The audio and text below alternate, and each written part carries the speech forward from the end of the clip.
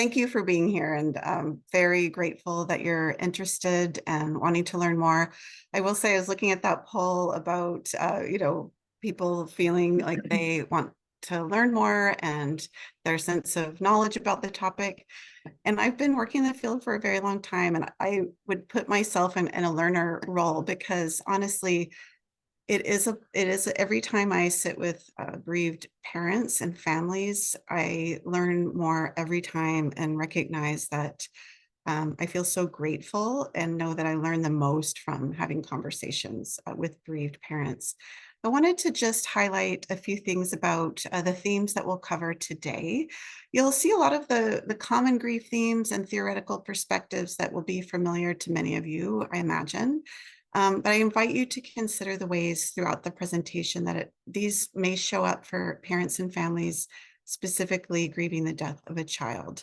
And we chose the topic together to emphasize the truly lifelong experience of this grief and how it changes over time as families adapt and build a life and carry the grief. And I learned from Alan Wolfelt, I think in one of his posts, that the French expression of "I miss you" to mamanque is literally translated in English much closer to "you are missing from me." And to me, that implies that a person is an essential part of you, an essential part of your survival. And it's never more true than for someone grieving the death of their child. And so, as I said, I'm very honored to learn with Holly and Sarah, who are here with me today. And we truly collaborate on this. So please understand that I'm not coming from, an expert position today. Really, they are the experts of their experience. And they've been generous enough to sit with me over several conversations around the table in the garden at Canuck Place to help me better understand their experiences. And they've also given me permission to ask questions along the way and to circle back to some of those conversations that we've had. So thank you, the two of you, for having trust that we can navigate this together. Next slide, please. So we'll start here, meeting Lily and Mitch. I want us to ground ourselves, remembering that each child is unique, who is loved now and forever, who lived and died. And we'll hear from Holly and Sarah a bit about the context of Lily and Mitch's medical story, but also about their living and who they are as children and sisters, brothers. And we'll also hear the story of the grief story of the people who love them. So I invite everybody to pause a moment and take a breath and appreciate these two beautiful children who are beloved and cherished. Take care of yourself.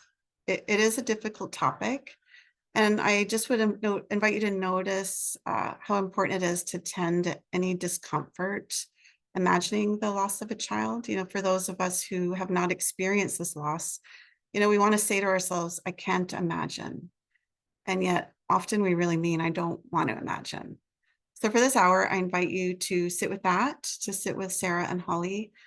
The first step in supporting a bereaved parent is to notice our own discomfort, to tend to that, to be curious and humble and brave. And there might be tears, and those are tears of love and are really important that we sit with that. And some of you may be living with the grief of a child. So if you are, please care for yourself.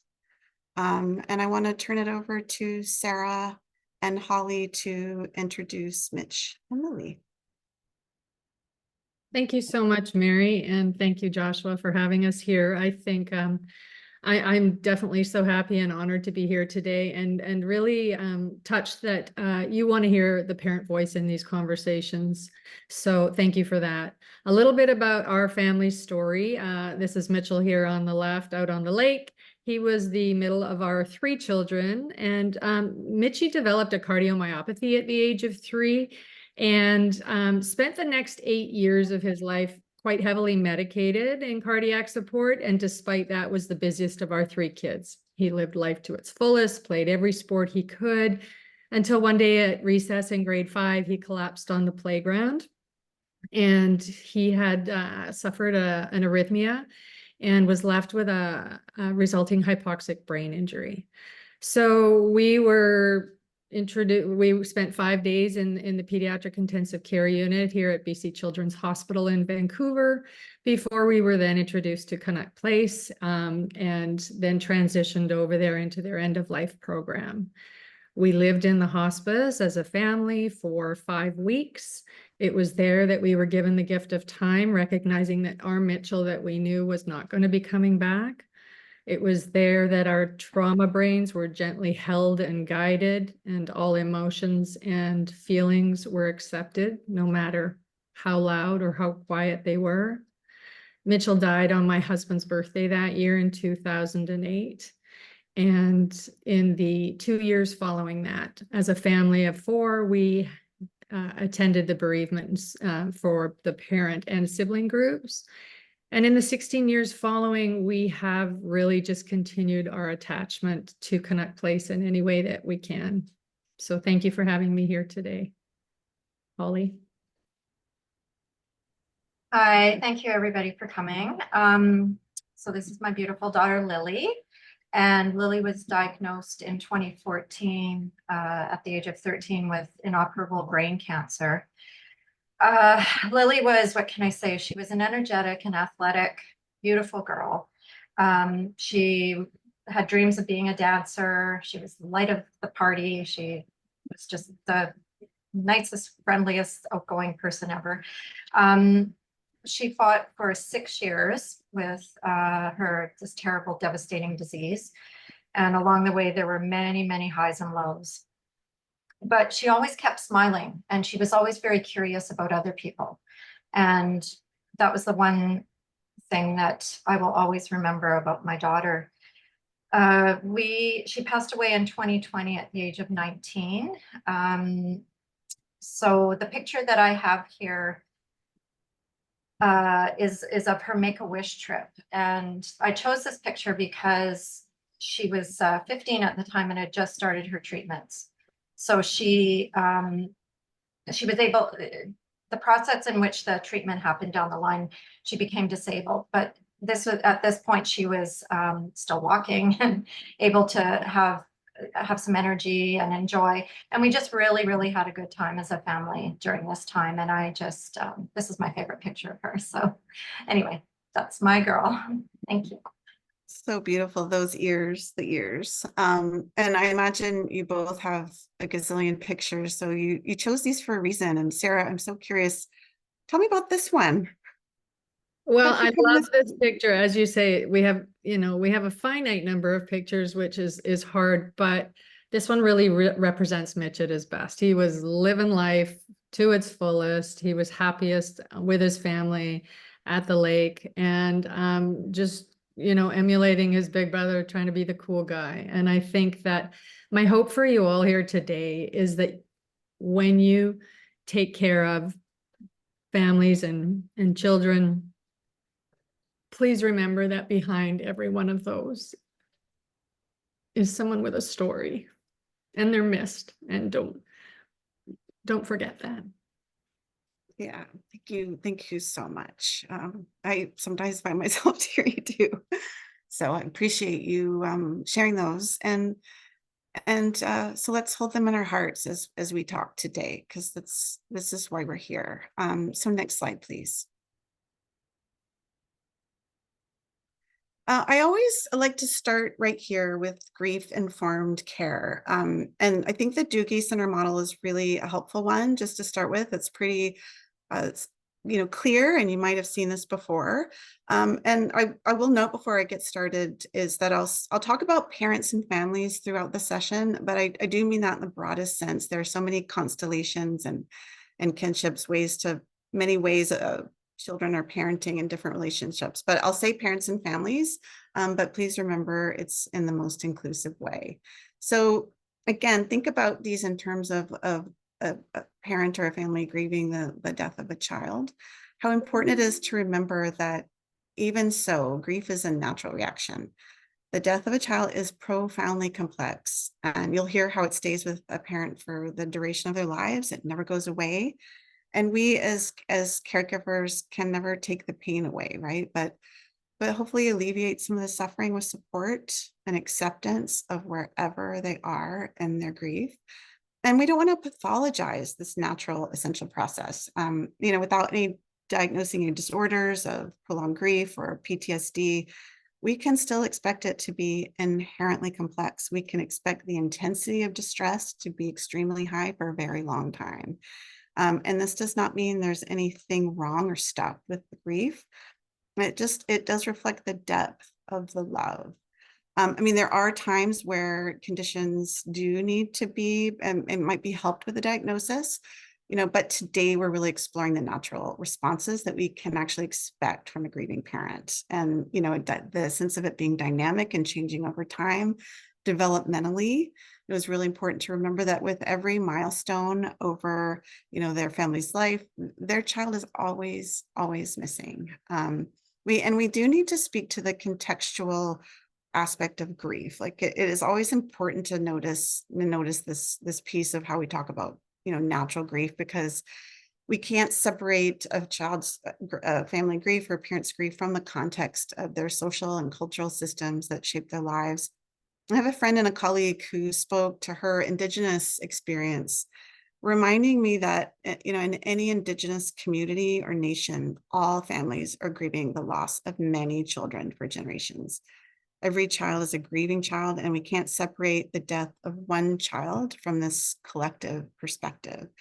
And as a settler, it is always my responsibility to have humility to learn and to recognize that Indigenous and marginalized populations face unique challenges and disparities in accessing support. I also think about BC as a rural community, in a rural province mostly. So, even thinking about the difference of grieving in an urban setting when there are resources, or in a rural, remote community where there may be no other grieving parents at all. They don't know anyone who's grieving a child. And also in the context of the world these days, remembering that safety and stabilization for children and families who are grieving children in the context of war or instability, with no physical or emotional safety, changes everything. And yet trusting the innate capacity of grieving parents to adapt, their agency, to trust their ability to navigate, support, and help them trust themselves and their natural ability to learn what they need as we support them to discover that. So with all this complexity, sometimes as clinicians, we can worry and wonder if we're helping, and we can wish for the suffering to soften. And this can challenge our belief about what we think is being like a good clinician. But our role is really to be humble enough to know that caring and acceptance can support, and to trust the folks that we work with to find their way. And so we're going to hear more about how Lily and Mitch's families have been supported over the years. Next slide, please. So these are grief models that might look familiar to understand how grievers adapt and integrate losses, like the continuing bonds, the dual process of kind of stepping in and out, oscillating through restoration of life and feeling the pain of loss, making sense, benefit finding, all those things.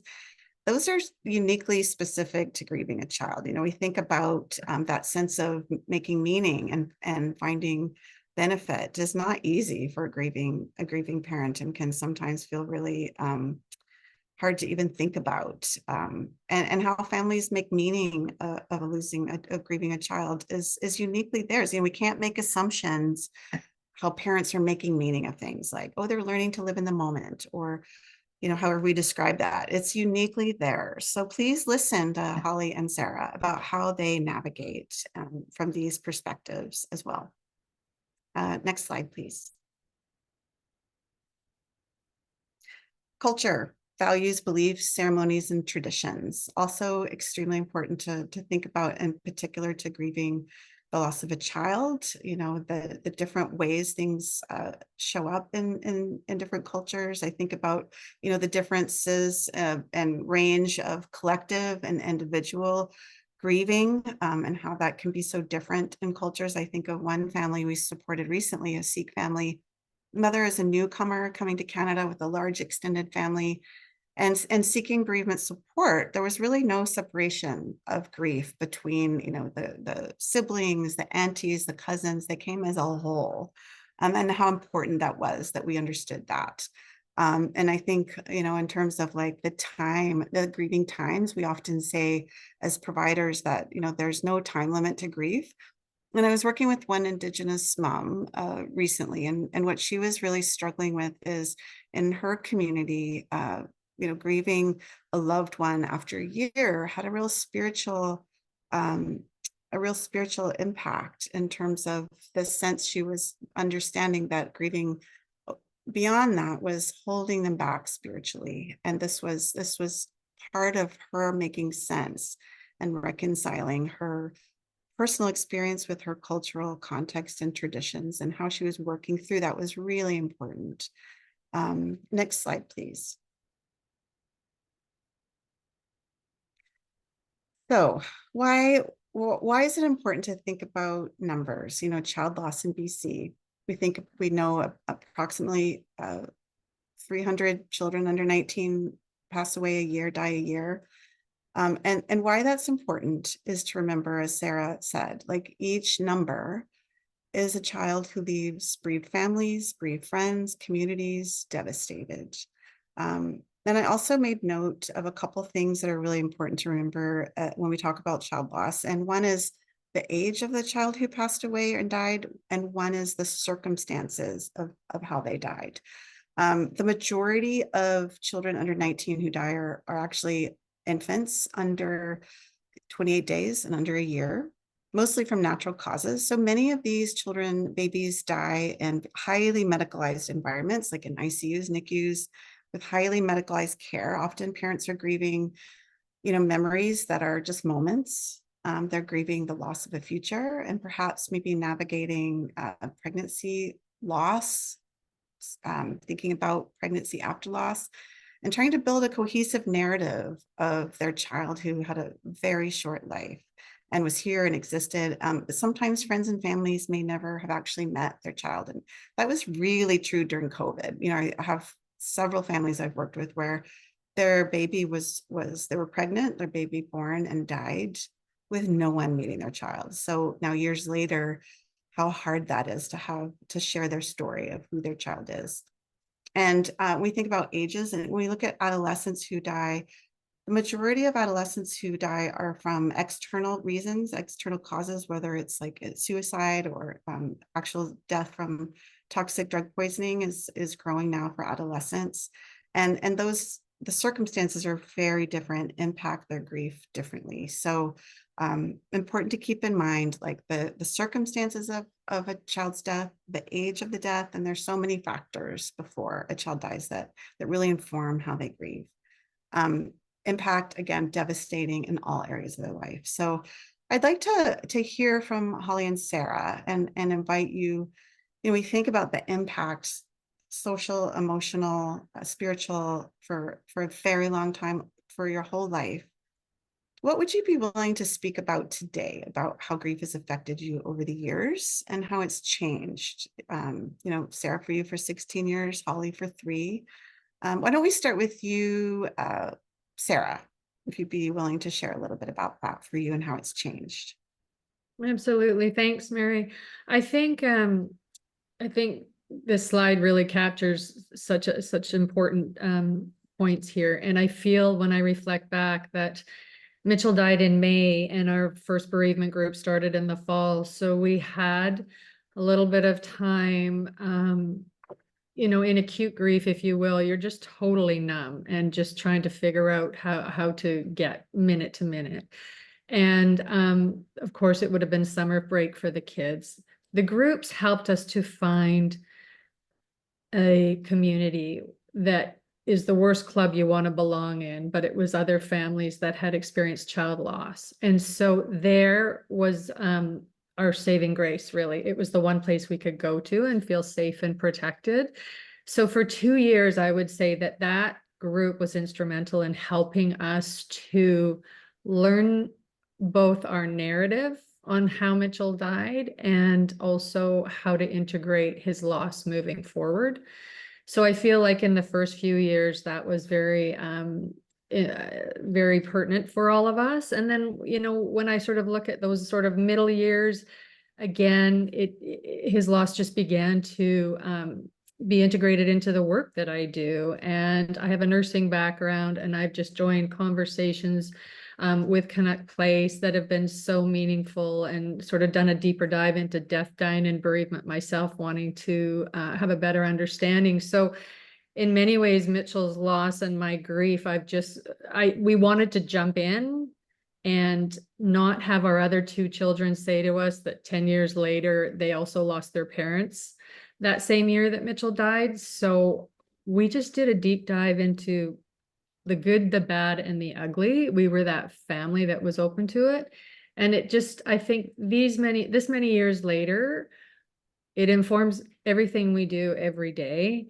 And what I want to share is that I feel like the times between the breakdowns for me, as you get into the journey, are longer between the episodes. But as you can see, I became so emotional in our introduction. And so what I love is that connection is still there. So I think over time, you know, you learn to live with it and you build your life around it, but the grief isn't going anywhere.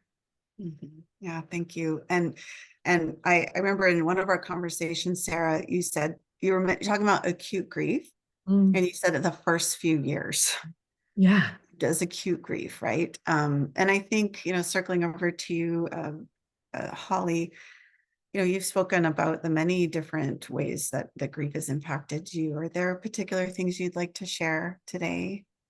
Yeah, the thing that's stuck out mostly for me in this list of things is the physical on myself, actually.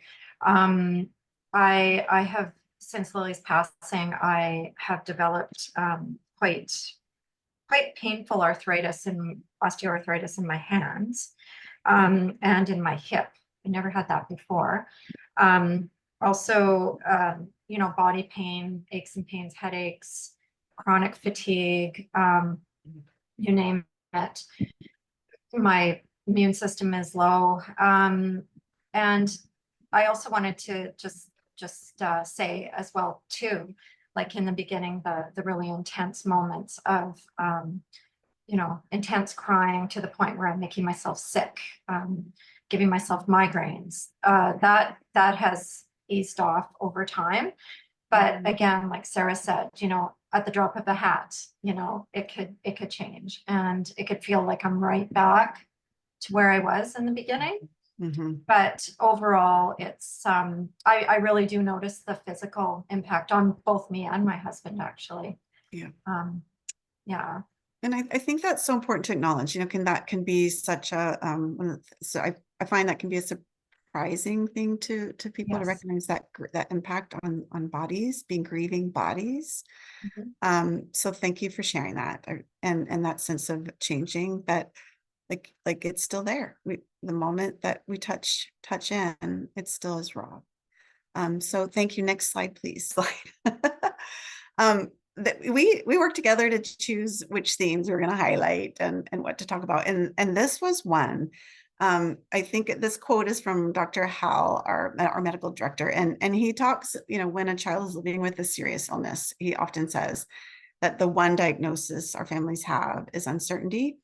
And I think about that in grief as well, you know, that from the moment there's a bereaved parent or family, it's stepping into a world where there's no roadmap, there's no direction. It's a world that no one wants to be in. And so, you know, there really are, what I experience is more questions than answers when I meet with a family. It's like, who am I? You know, how do I protect my child when my child has died, and how they work with how do I protect my child's memory? Am I still a parent?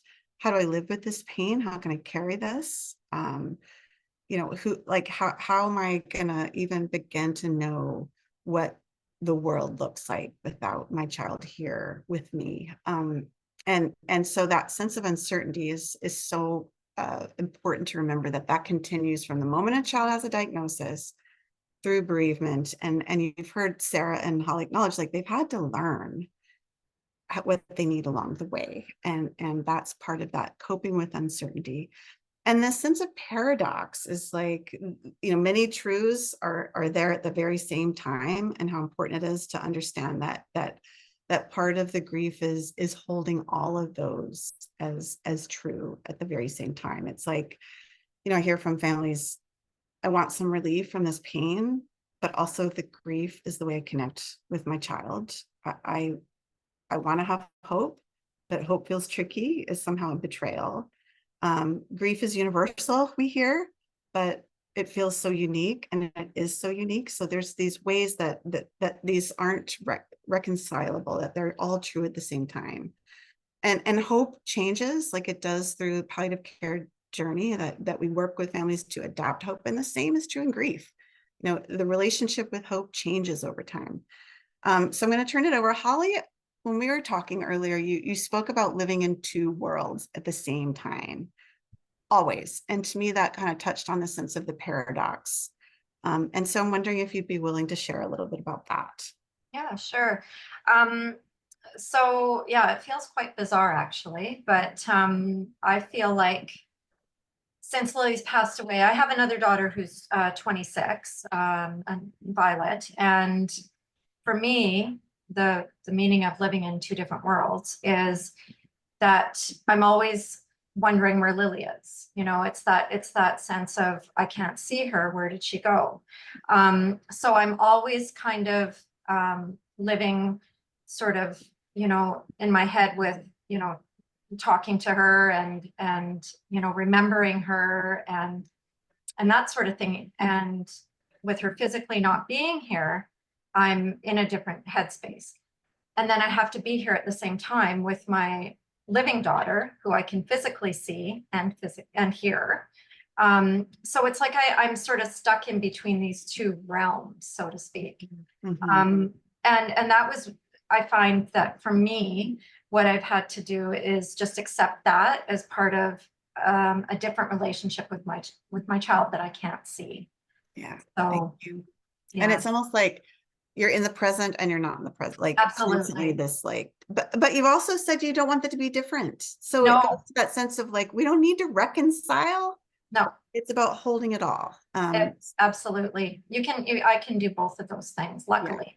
And you Yeah. want to and need to. I want to and need to. Yeah. Sarah, hope. I'm noticing the time as always we get talking.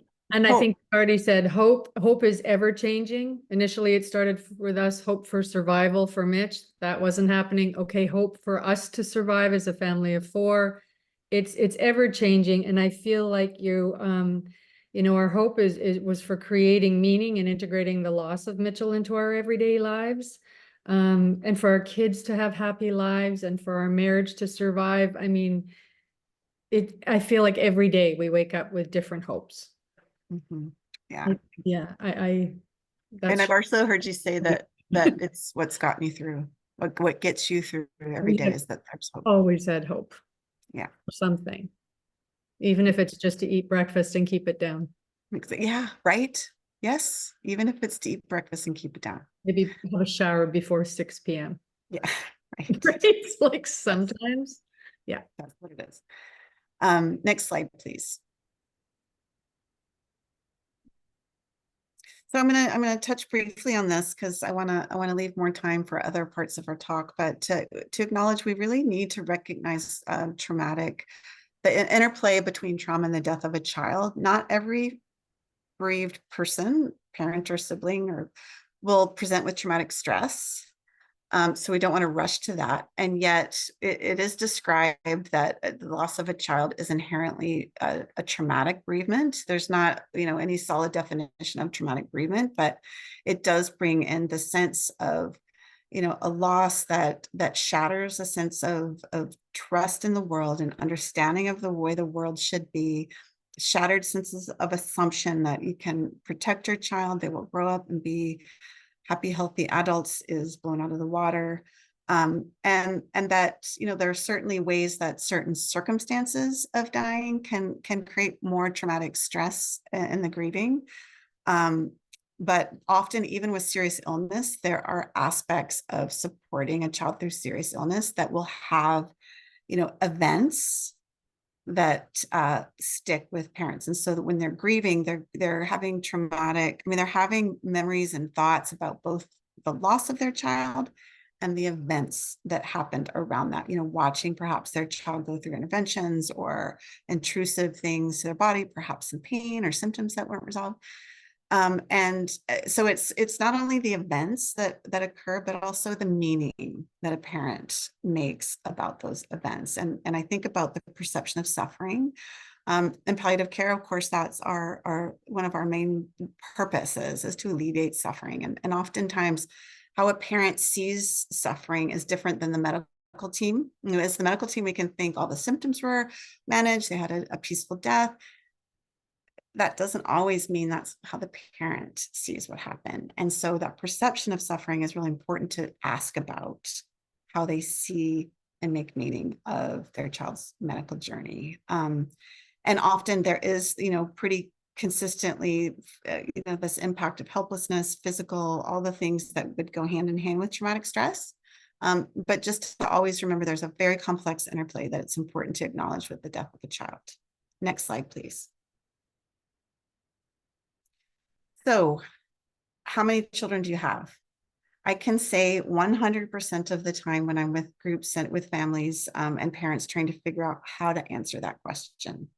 And it changes, but to me, it signifies a part of a really important navigation of how a parent finds their voice and navigate their relationship with their child, and how to share that with the world around them over time.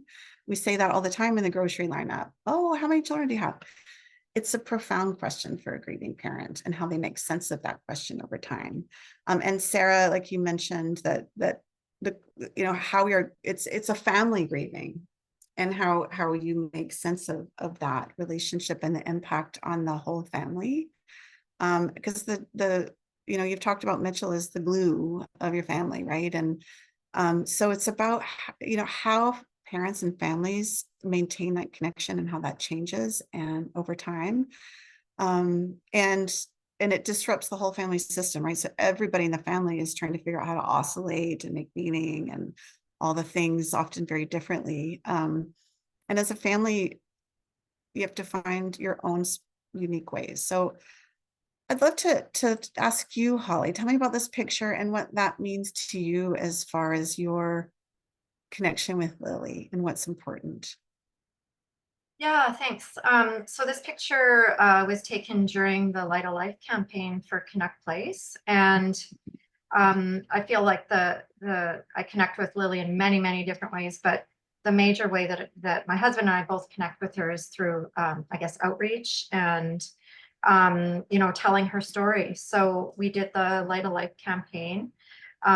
We've been in newspapers, we've done public speaking events, YVR for kids, and with the Lions Club. And we're always willing to share her story, and also give back to the places that have helped us, such as Canuck Place. So sorry. We've joined the Family Advisory Council as well too. So, and we signed bereavement cards. So we're that's our way of connecting with her and keeping her legacy alive. Mm-hmm. Like every time you tell your story, another person knows about her. Sarah, tell me about the candle.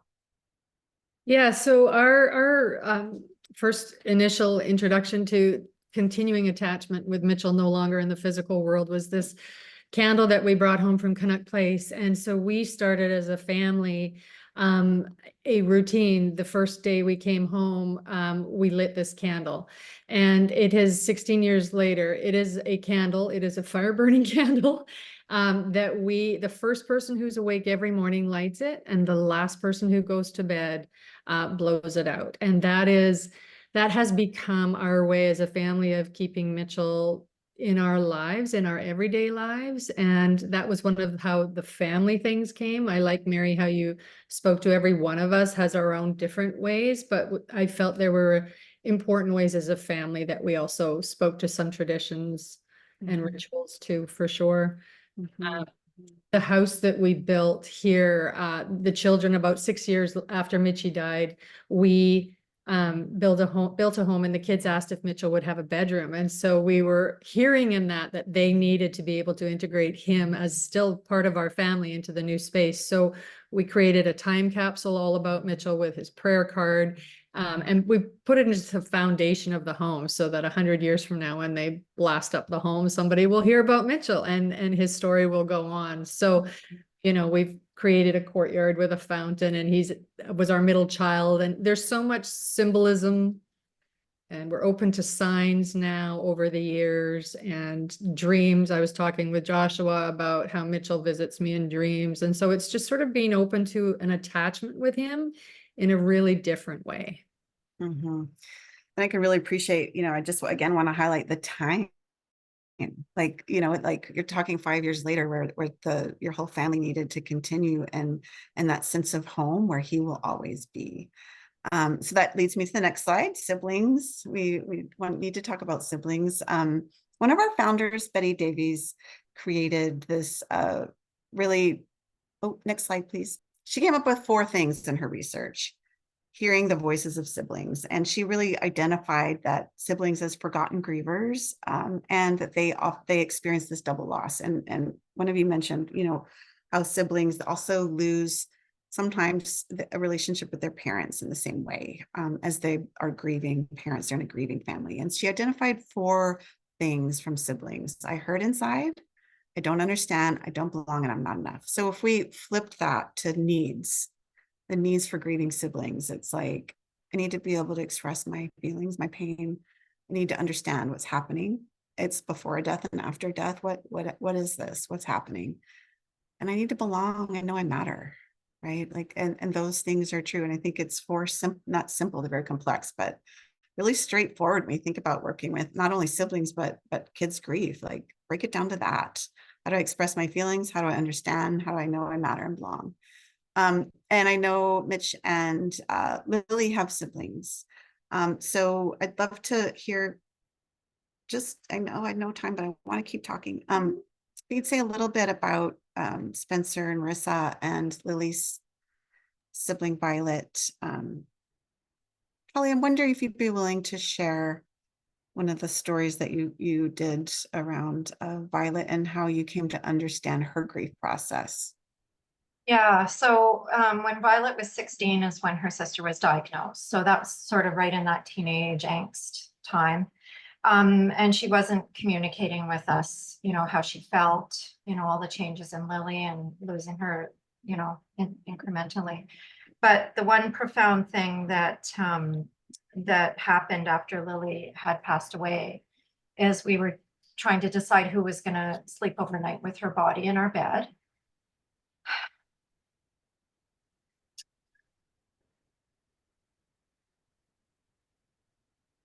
Yeah. Sorry. Oh, no apologies, Holly, we're here. And Violet decided that that was going to be her. And when I went in the next morning, my daughter that never talks was crying and told me that she didn't want her sister to leave. And she also has pictures of me in her bedroom all over her walls. So I always assumed that my daughter, I don't know, was whatever she was feeling, but I can see the love that she has for her sister just in those very profound moments. Yeah, and so typical of an adolescent, and so hard for a parent to wonder what's going on in there. And she was grieving all along. And there was a moment you shared that I felt like was really important when Lily died, when Camara asked, what are you thinking? Yeah. What? Mara helped us. Mara's a wonderful person, nurse. She helped us, and after we washed down Lily's body and such, Violet came into the room, and we were standing around the bed, and Camara asked Violet, how are you doing, Violet? What are you thinking right now? And I thought, oh God, please don't ask her. She's gonna flip out and, you know, yell or scream and all this stuff. but she didn't. And she just looked at Chimera and said, I'm no longer angry. And yeah, that was another really profound moment that, you know, that really I will never forget. Yeah, it says a lot about her process of being a sibling, you know, through her adolescence, and how natural, what a natural response to be so angry, and to be able to acknowledge that, how important that was, that moment, to have that accepted and heard. Sarah, I wonder if there's a couple of things you'd like to share about Marissa and Spencer before we go to the last slide. Yeah, I just very quickly, I feel like you said it, Mary, when we recognize that the siblings all have different needs in this process. And I want to share with you that in the 5 weeks we lived in the house, one of our son Spencer's quotes was, "Mom, this is like being at Disneyland, and then you remember why we're here." Because You mean at Canuck Place, the Canuck Place house? I'm sorry, yes. Yeah. And then you remember why we're here. My brother's dying. And so that speaks volumes to my 14-year-old son's needs were being met on so many levels. And my 8-year-old daughter's needs were being met. And what a gift that was to the parents who I couldn't even meet my own needs. So I love hearing how Violet's needs were met. And it's just about being open and respectful that everybody has different experiences. And I think our kids' needs continue to be met through their bereavement groups that they attended. They developed a narrative. They've carried it forward into their adult world. They give talks. They've done videos. And I'm so proud to say that our daughter, who was 8 at the time, she pulled me in when she was 16 because she said, "Mom, we got to go volunteer there." But she's now just become a staff member there. And so she now sits on the kids' floor where she sat as an 8-year-old at the nurse's counter doing her homework and eating dinner with the nurses. And now she's a staff member. And to me, that just speaks so powerfully to her grief journey, and that she actually can walk into a place and know that I'm in the room my brother died in, and that's all okay. I want to get to that last slide because it's so important. But the two things I want to highlight that you both acknowledged is choice, that they had choices about how they were navigating their grief, that you didn't shy away from having them participate, and particularly in caring for, you know, when Mitch and Lily died, their bodies, and being involved in that and letting them choose and and that informs their grief, that those things were given choice, accepted, understood that they needed, and that your kids were oscillating and going in and out, like they needed to come in and out. So thank you. There's so much more to say, but next slide, please. Next slide, we'll keep moving. Okay, this is really important, so I'm glad we got here. I just invite you to think about, especially for those of you who work in hospice societies and maybe supporting grieving parents in a environment that's not specialized in child loss, to remember how hard grieving parents are working. And Holly, you told me this, is like in a support group or whatever, it's like how hard they're working to take care of everybody else's needs to, around their pain. That really stuck with me. And I'm so curious if you could share one thing, and there's a million, so asking one thing is in some ways not fair. But if you would be willing to just say, what do you want people to leave with? So what do people need to know about supporting a grieving parent? Well, I think the most important thing is to ask about my child, to mention her name and to ask, bring up memories, say, I remember when Lily did this. It's not going to hurt me. It's not going to make me any more sad. I'm sad enough as it is. And, to include her name on Christmas cards, yeah, ask me questions. I could talk all day about my daughter. Yeah. How about you, Sarah? What would you like to share?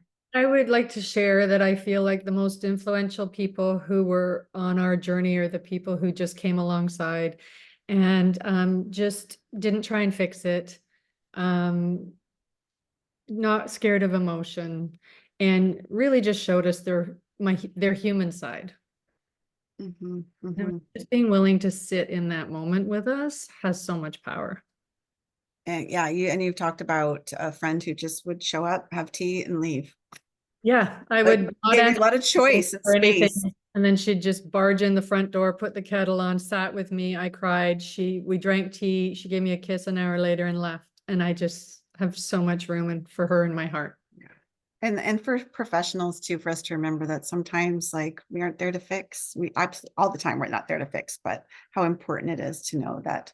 And I want to end with one story that I may get tears. This one always brings story that a bereaved mom shared with me, grieving an infant, a little girl, Ella. And part of her meaning making is the legacy of contributing to the Butterfly Run, which is a walk that happens every year to honor pregnancy and perinatal loss. And so that's been part of her process, is to contribute to that. So she talked about the story when she was walking, and there's lots of families, young families, strollers, people who've lost pregnancies or infants. And she looked over and she saw this woman who looked older, maybe like in her 70s, walking along with a backpack, and she had this beautiful container on the backpack. And the mom, Sue, immediately thought, I wonder if those are what that is in that box. And she had the suspicion that those were ashes. And so she very gently, she was like, okay, I'm just going to take a breath and gently walk alongside and ask permission. Hey, can I ask you about that? What's on your backpack? And she said, that's my son. And she didn't miss a beat. She said, okay, what's his name? Can I ask his name? Would you mind telling me about him while we walk? And so they just walked the whole time together. And the woman whose son died 30 years ago, she'd never told anybody his name, was never able to talk about him. And this was the first time walking alongside this mom she just met. But the generosity of bereaved parents to each other to know, how subtle that is. Ask permission, but just be curious and ask, ask. Okay. But that one really touches me. It says a lot about what supports. Joshua, I think we're here. We've landed at the end with 5 minutes.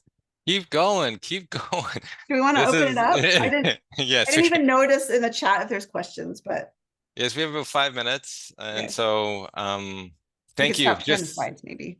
Thank you, Sarah and Holly and Mary, for just an amazing presentation and just speaking from your heart and sharing a little bit about your loss story with us. I know there's a lot that can be said and a lot to sort of teach for people who are maybe new to the field or new to honoring grief in their friends or family. But you shared so much that it was really helpful.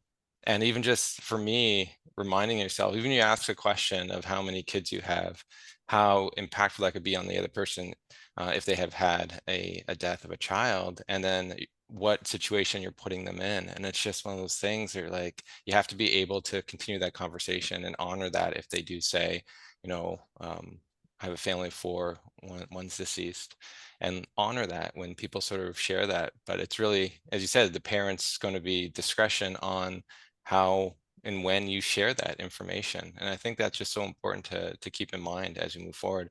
So if there's any questions, you feel free to raise your hands or put it in the chat and we will ask the group here. Or if you just want to share love for what they've shared, we got some hearts in the chat. Yeah. That's good. Yeah, thank you for presenting.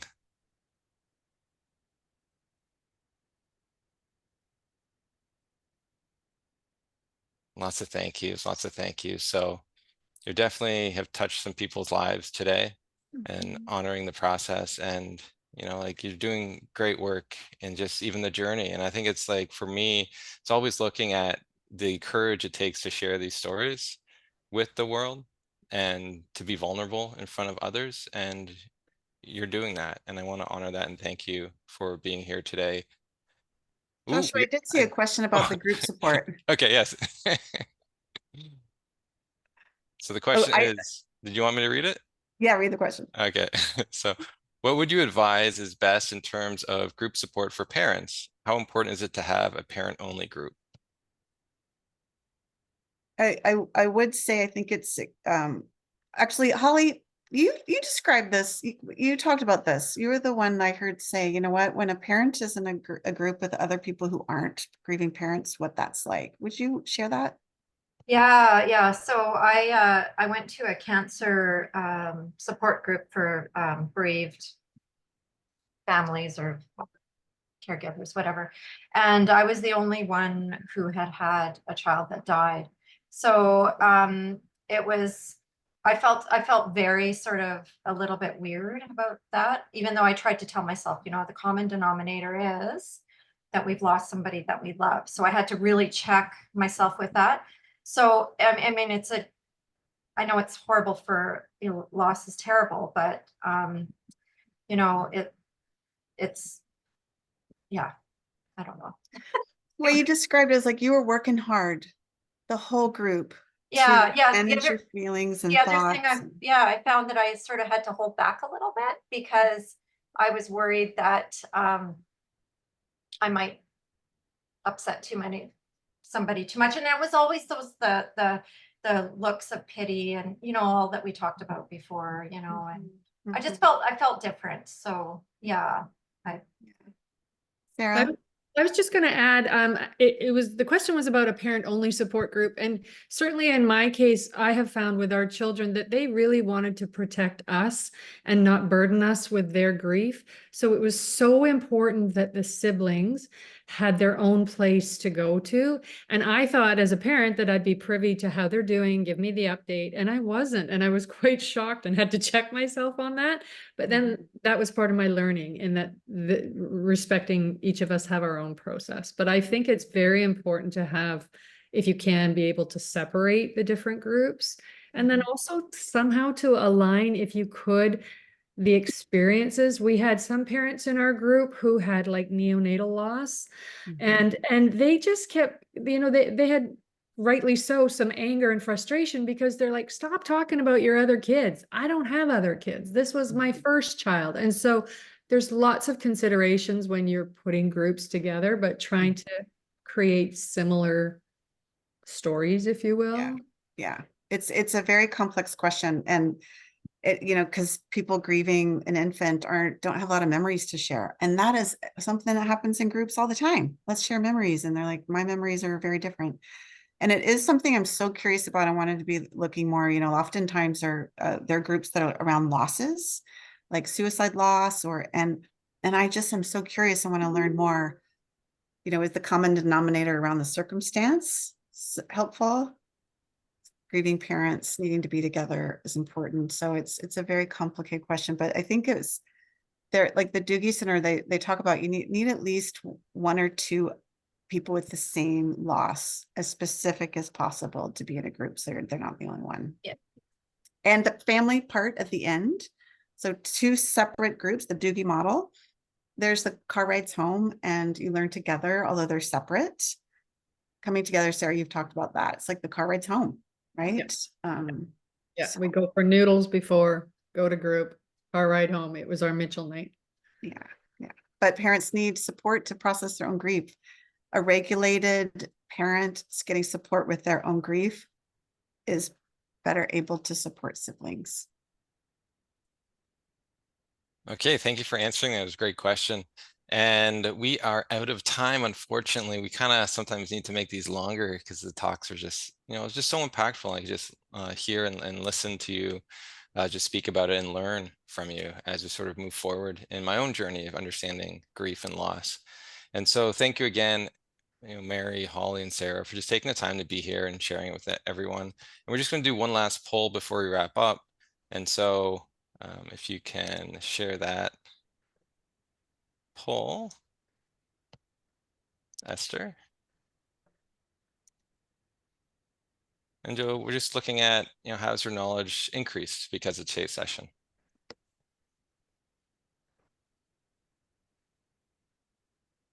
It just says people are doing the poll. I just recognizing Canuck Place we've done a bereavement review of services in British Columbia, recognizing that rural communities really, there is such a disparity of supports in rural communities. And I think it's really important to acknowledge that. And certainly virtual care has opened up more accessibility.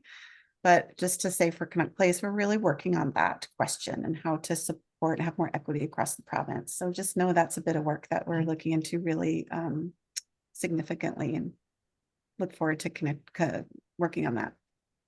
That's great. So looking at the responses, a lot. So you've really impacted and somewhat.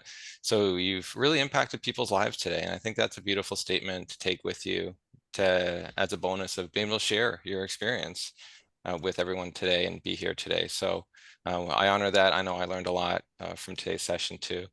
And so we hope everyone else has enjoyed the session, and we sort of ask that you complete a short survey. So when you close up the Zoom, it's going to appear. And so if you want to register for the next session in the series titled Bereavement in the Context of Homelessness, that's going to be on August 7th at noon, and the link will be put in the chat. And to be notified of other sessions in the series, you can always subscribe to our newsletter. And so our aim is to provide a copy of the presentation recording, session summary notes, and other resources for you in the next 7 working days. So watch out for your email for this information, and you can sort of visit our website for additional information. And so as we close, I would also like to mention that the registration is open for our upcoming All Together Symposium on October 4th of this year, and will be held in Vancouver, BC at the Pinnacle Harbourfront Hotel. And so this will be an exciting day of workshops, networking, and learning with noted community and healthcare experts in compassionate communities and palliative care. And so for more information, you can sort of see the link in the chat. And so thank you everyone for being here today. It's just, I love seeing so many people wanting to learn about something I'm passionate about. And this is just going to help our community and our world just grow to be better supportive for all those who are grieving. So thank you again. And Joshua, with the slides, feel free to share my email, contact at Canuck Place if anybody wants to reach my way and has any questions. Okay, will do.